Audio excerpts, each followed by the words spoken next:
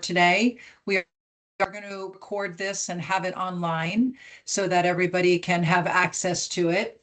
Your credit score is probably your most important personal financial score of your life. It's just a fact. There's 3 credit scores, and when you're applying for a mortgage loan and you're sometimes applying for a job or you're applying for insurance, they typically pull your credit scores. They throw out the high score, they throw out the low score, whatever bureaus these are, and they take your middle score. It's good for you to examine your consumer credit score. However, your consumer credit score is not the same as a mortgage credit score. A mortgage credit score is usually a little bit different. It takes into account that you are applying for a mortgage that adds a little layer of risk. And the credit score, oftentimes we like to pre-approve people 3 to 6 months prior to when they're purchasing, because it gives us time to work on your credit score.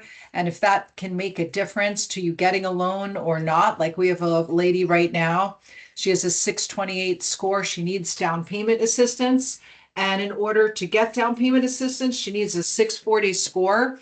And she wants to make an offer now, but she can't get that type of loan unless we get her credit score up. When you make changes to your credit score, oftentimes those changes don't show up in your score for 6 to 8 weeks after you take care of something or pay down a debt or something. If you do want to check your consumer credit score, which we recommend that you just keep a note on this and check it out like one time a year, just to make sure people have not, done something to your credit. This is where you go, annualcreditreport.com. We will be sending you this PowerPoint, and you can also write this down, but we will send this to you for you to have an idea of, not, that way you can sort of play along here versus writing everything down. Now, most people think that your credit score is just made up of your payments. And that is true. The majority, or I shouldn't say the majority, the thing that's most heavily weighted is your payment history. 35% of your credit score is made up on whether you pay your bills on time or not. Also, things that affect your credit are the type of credit that you have and the length of time that you've had your credit. If 15% of your credit score is based on how long you've had a piece of credit. If you've opened up a piece of credit in the last 6 months, probably that's going to negatively affect your credit. But the thing that most people miss is they miss something called credit utilization. Okay. Credit utilization is, you have a credit limit and it's $10,000 and you owe $1,000. Well, that's great. You have lots of room in there. You have a limit that's way up there and you have a balance that's way down there. Okay. The credit scoring models love this because you are not maxing out your credit. What most people do is they have a $10,000 line of credit and they charge up $7,000, $8,000, $9,000 on that credit card because the interest rate is less, whatever the reason is. And they have a high credit utilization or limit to balance ratio, and that will negatively affect your score. In fact, that will affect your score almost as much as your payment history. So that's a big way that we can help people with their credit, is to look at their credit utilization and help them make a decision when to pay down a debt or not. So the key factors are the history, the credit utilization, how long you've had a piece of credit, the mix of credit, like if you don't have any installment debts or you don't have any revolving debts, that is going to touch your scores a little bit. And credit inquiries affect your score very little because the credit bureaus allow you to shop for a car loan or a mortgage loan. If you're doing, many inquiries within a short time period, they typically count as one inquiry, and you don't get hit over and over and over again for those inquiries unless they're over the course of like a year or something like that. A short time frame, like a couple weeks, they just basically count as one score. Now, some other things that come up with people's credit is when somebody does not have a score. They have no score. And if they don't have a score, you simply are going to have a hard time getting a mortgage loan. And so if you're young, like you're 17 or 18 or 19, you can maybe get added on to your parents' credit. But I would open up a secured credit card for a teenager, with a just defined limit on it, like 250 or something like that. Because there are minimum credit scores and minimum lengths of history required when you get a mortgage loan, right? And we're seeing more and more younger people at 20, 21, 22 years old interested in buying homes, believe it or not. Things like collections or charge-offs, especially student loan collections, are sort of a big deal. They don't want you to be late, or not have paid any tax things that you owe the government, or, the government's giving you money for student loans and you just go, well, sorry, I let those go into collection. They just won't let you get a mortgage loan with stuff like that. Now, if you have judgments or liens on you, most likely we can work with these once they're resolved. Sometimes people dispute things on their credit. Like they go, no, that's wrong, which is good because it's wrong. But if there is a derogatory linked with that dispute, that also is something that we need to look at and make sure that it's not going to stop you from getting any type of mortgage loan. Chris, any questions in the chat yet? No, very attentive crowd. Okay, very good.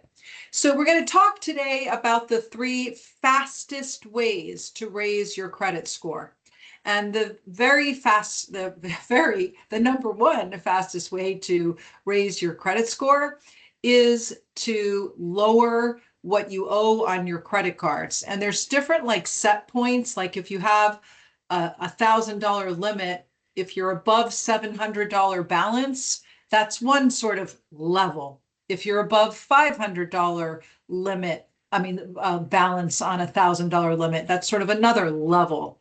And then there's a 30% limit to balance ratio. So we look at these things and make some recommendations for you on how much to pay it down to. You may not have to pay it all the way down. You just may need to pay it down to one of these levels to get the score that you want. And then, small pay downs, like you don't have to pay it all the way down. You can just pay it down and be done with it because it might take 6 or 7 or 8 weeks to reflect in your score. It's also important that you target number 2 fastest thing are the correct accounts. Like revolving credit cards are much faster, in terms of paying those down than paying down installment debts. High utilization credit cards are what is going to affect your score more than low utilization credit cards. Also, the older accounts will also, if you pay those down and they have high balances, that will affect you quicker and more than if you just opened up a new credit card. So it's important, as in life, as in when you buy a house, to be strategic, and credit is a big part of that, as is getting pre-approved for a mortgage loan. The other thing that you want to do is the last of the top 3 items is you want to control what reports on your credit report in the next 30 days. So you want to make payments before the statement dates, not the due dates. Because if you make them before the statement dates, that has the ability to affect your credit score. Because these credit cards only report to the credit bureaus one time a month. They don't report like every single day or every few hours. You also don't want to like go furniture shopping or go buy a car or anything like that when you are buying a mortgage or buying a house, getting a mortgage, because if you're buying a car, you could just set yourself back 70, 80, 90, $100,000 in the purchase price. And I don't want you to close any of your accounts on your credit report without discussing it with Chris or I first, because sometimes that can also negatively affect your score. So you want to be consistent. Sometimes people pay off collections when they didn't need to, like medical collections, and that reactivates that piece of credit, which brings down your score. And you think you're doing well by paying down that collection, that medical collection, when you really didn't need to. Certain mortgage loans have certain credit score requirements. FHA and VA are very lenient. When you're getting any type of down payment assistance, which is very popular for our clients now, you just simply have to have a minimum of a 640 score. If you're getting down payment assistance on a manufactured home, you need a 660 score. Chris, that recently changed, right? Yeah. So, just keep in mind that when you are reviewing your credit, late payments, um, like to your lease, they could show up, okay? Repossessions, judgments, bankruptcies, collections, foreclosures, these are sort of a big deal, okay? And mortgage lates, that's also a big deal. Disputes, as I mentioned before, like let's say that you made a late payment to Costco and now you're disputing that late payment. Well, if there's a balance on that Costco card and you have a late payment and you're disputing it, that's something that they're going to want you to probably get out of dispute, because when you take something out of when you dispute something, it doesn't affect your score. And so the underwriters know that because it's disputed, your credit score is artificially high. So they don't want derogatory credit with balances having disputes. Any questions? Pretty quiet. Everybody's still attentive. So remember, you're going to focus on typically when we get you pre-approved, we will help you determine what to focus on. There's a lot. There is a lot, and it's not just innate where you go, oh, I'll just do that. Like I said before, if you just do that, that could negatively reactivate one of your scores and reactivate that credit line and bring down your score. Okay. Small balance payoffs, if you pay off, they're not going to help you as much as paying down the big utilization cards. And as we've mentioned, we do not want you to close old pieces of credit.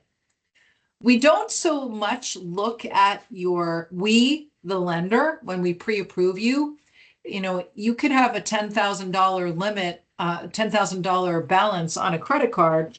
But if the payment is only $12 a month, that is what we count. We count what the minimum payment is. We don't count what the balance is. The balance is just taken into account compared to the limit with your score. Okay. Deferred loans, like you have a deferred student loan. Even though it's deferred, because it's not deferred for 30 years, it still counts in your credit. Okay. And if you have something that was a mistake or something like that, they just ask for proof. Okay. And you have documentation. Well, look, they're reporting that wrong. I made the payment on time. And you could show that you made the payment on time, for example, because you have a canceled check for that amount that shows that you made your payment. And so therefore, the credit bureaus can rectify that. You want to make sure that you don't skip payments, miss payments, have any oversights, open up a whole bunch of new retail cards, even though they're offering you 20% off. Also, we don't want to see large like transfers either in your bank account or on your credit when you're in the middle of getting a mortgage loan. Consumer scores, as I mentioned to you guys earlier, are not the same as a mortgage credit score. Also, a soft pull is not the same as a hard pull. So yes, we do soft pulls on credit. We can't get an underwriting approval with a soft pull. A soft pull is not completely accurate. It's a different score than a hard pull. The reason that we would pull a soft pull is because somebody has, for example, a lower credit score. We know they're working on their credit. And so, and they're months away from needing like to actually have an approval. So if somebody is shopping a mortgage loan and they don't want their credit pulled, we'll probably just talk to them, but we obviously can't issue an approval without, a credit score. And our fallback is to typically pull one credit score and just see how that is. And that will give us a sense of if you're able to get an approval or not, rather than go in and pull all three scores at one time. And people like that we're only pulling one score at a time. I just want to show you this credit utilization example. Like here, this person has a Wells Fargo card. Their limit is $2,000 and they're $48 over their limit. Okay, they're maxed out.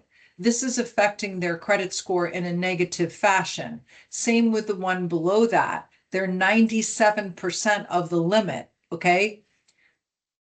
Here's another one. They're maxed out on this care credit. So when you see that they're above 70% of their limit, these these four things circled here are really negatively affecting this person's score. Okay. Any questions on this? Okay. Student loans. Student loans, who knows what is going to happen with student loans? They've been talking about deleting people's student loans for, I don't know, 30, 40 years. A mortgage approval does take into account student loans that are on your credit report, just like it takes into account anything on your credit. If you have like an income-based plan, or you don't have to pay anything because of your income now, like you might have like a zero monthly payment. We just have to prove that and document it and show that your student loan company is giving you a zero payment or $14 payment or whatever it is. It's not hard to do, but I just don't want it to be a surprise to you. If you are deferred, typically they only count like 0.5% of the balance as your payment.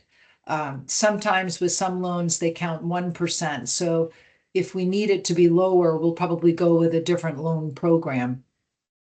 The income-driven plans versus the standard plans, a lot of times these income-driven plans for student loan payments are lower, and that helps you qualify for more. But you just have to remember that you owe that money, and that, when your income-driven plan reverts to a standard repayment, then you want to be able to afford your monthly debt, whatever that is, your car, your student loans, your house, etc.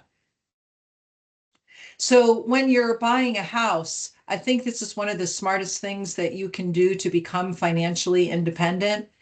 If you are spending, for example, in Raleigh, it's very typical that people are spending $2,000 a month in rent, very typical. They are literally throwing away $24,000 a year, but they're not just throwing away $24,000 a year or whatever your rent payment is. You're also not building equity. You're also not getting the home appreciation. So if there is a way for us to help you work on your credit now, rather than in a year, that would be better for you. Okay. And there's nothing that we haven't really seen on people's credit. It's like, I know that it sort of feels like to people that you're taking off like your financial, like your credit clothes in front of us, but we help coach people on and try to find a path to yes, so that they can buy a house. And we've had people go through really bad divorces. We've had people get hit by Mack trucks, our clients, by hit by lightning. Like, life happens. We've been doing this 35 years. So we've lived and been through and seen quite a bit. Um, so, I want you to feel safe in having us look at your credit and help you, coach you with your credit, and find a path to yes, the quickest way, without you paying off things that won't really help your score.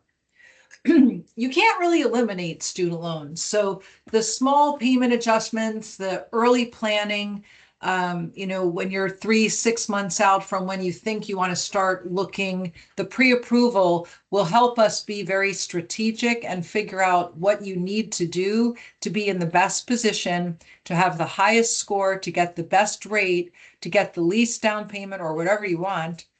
Basically, get the best terms on your mortgage loan to keep your payment as low as possible. If your score is low, Chris, do you want to maybe go through this slide? Yeah, absolutely.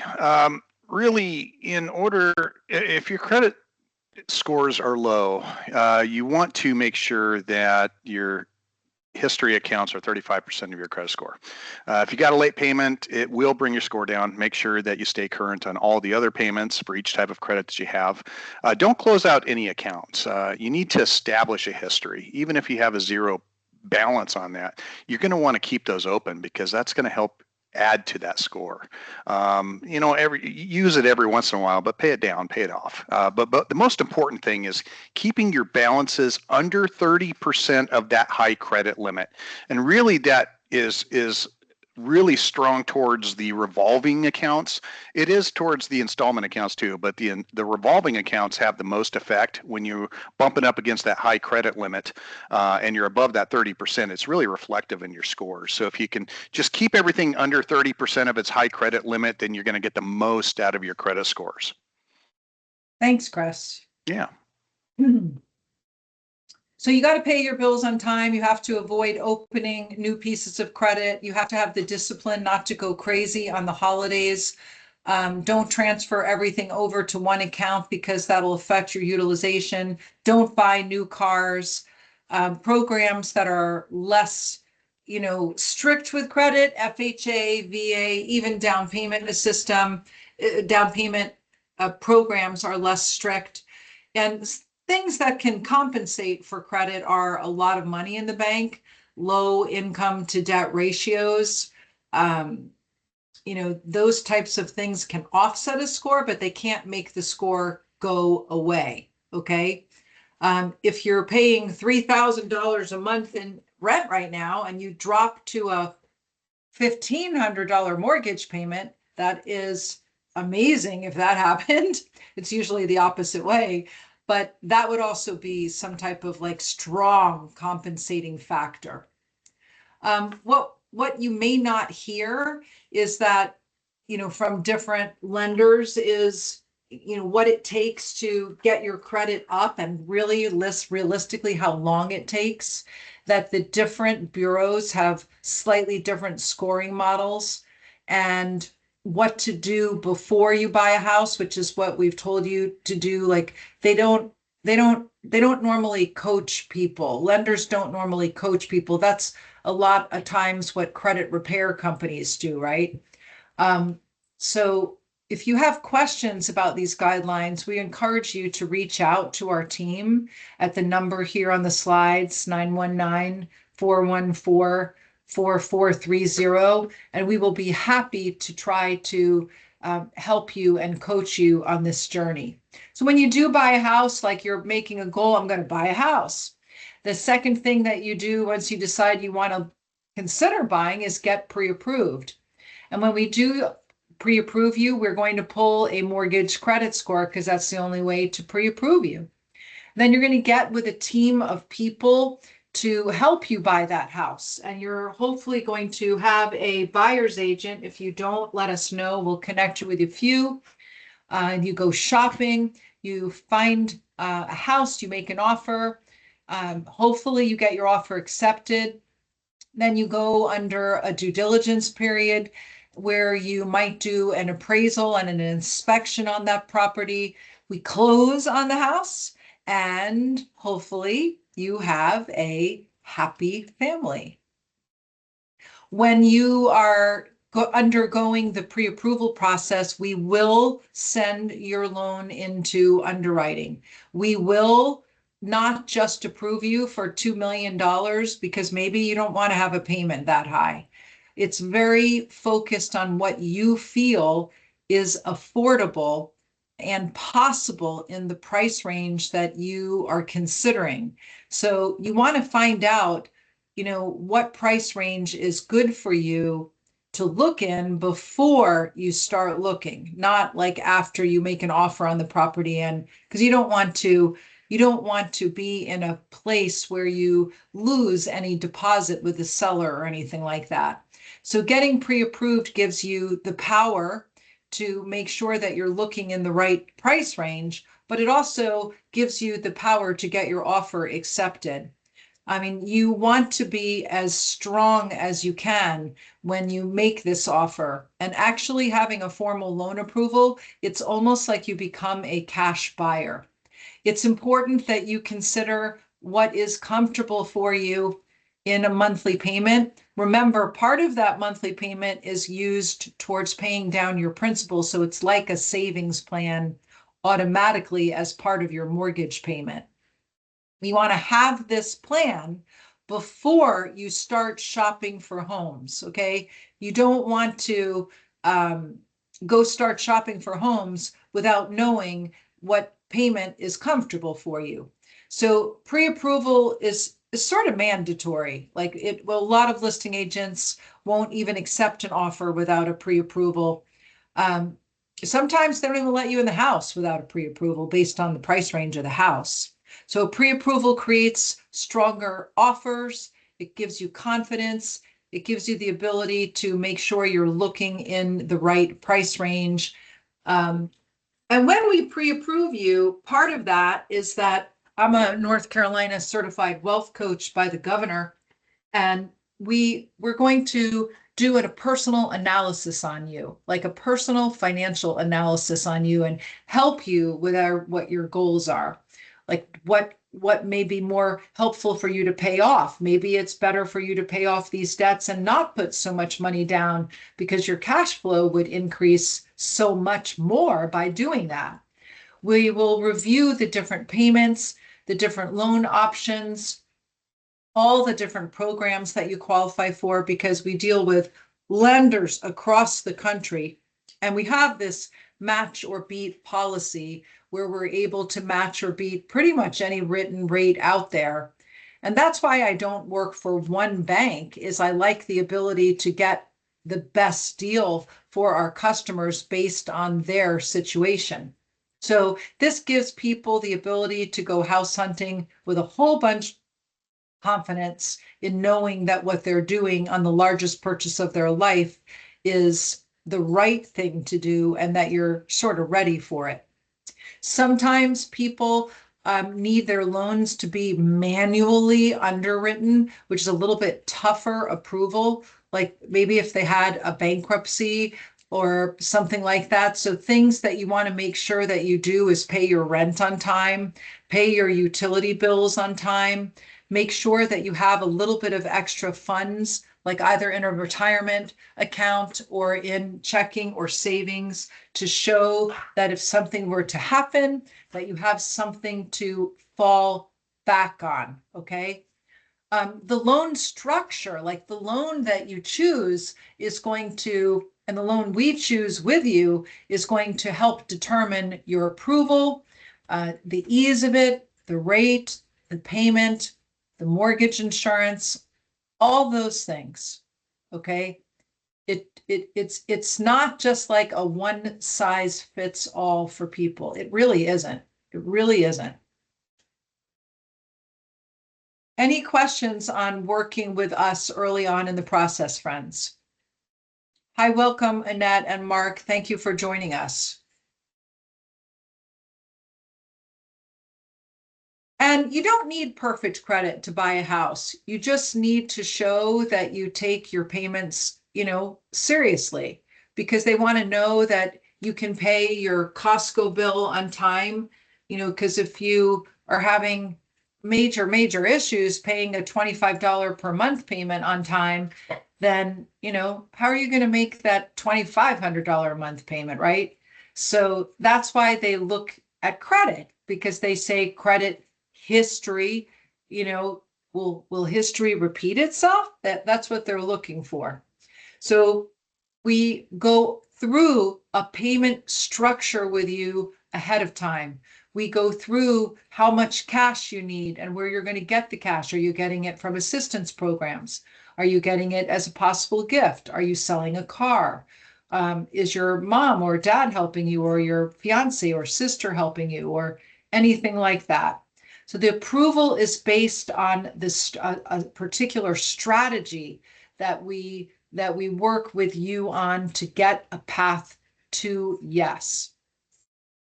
Your credit report, your credit score, it's essentially an adult report card. That's what it is.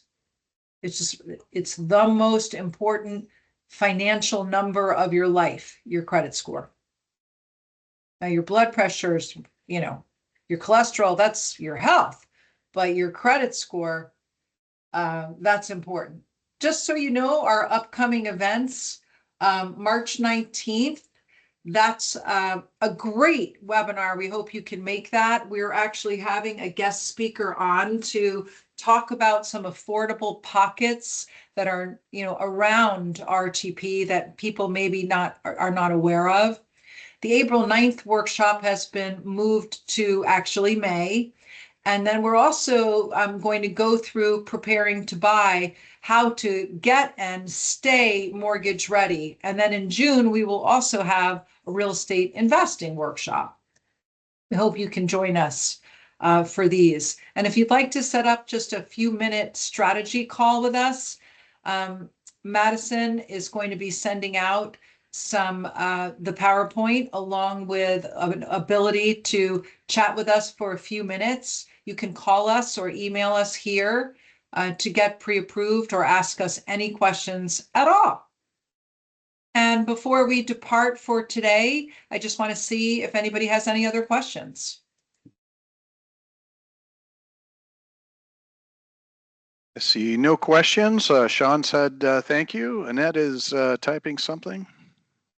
Just want to show you guys this. It's really important that you opt out. Okay, when you apply for a mortgage loan, we're going to ask you to opt out so that you don't get 200 phone calls. But I will be sending you this information, and you can also go onto the do not call registry. And this is something that has to be done like every few years. It doesn't stay on there permanently. I didn't know that until about 5 years ago. So we will be sending you this information just so you have that. Thanks, everybody. We appreciate you being on, and we look forward to helping you with this journey. Take care.